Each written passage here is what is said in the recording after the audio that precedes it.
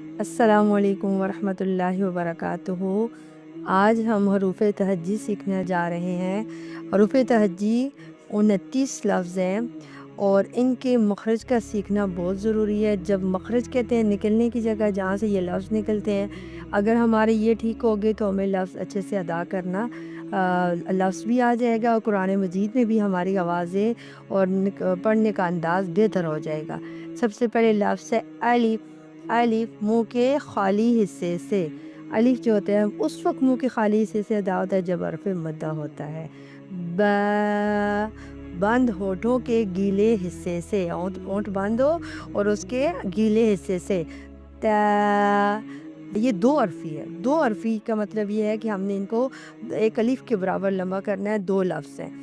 تا میں زبان کی نوک اور اوپر والے سامنے کے جو دو دانت ہیں ان کی جڑ سے تا، اور اگلا لفظ ہے ثا، یہ بھی اندرونی قرار ہے۔ ہماری زبان کی نوک اور جو اوپر والے جو دو دانت ہیں ان کا سرا یعنی اندرونی کناروں سے لگتا ہے تو ثا ادا ہوتا ہے۔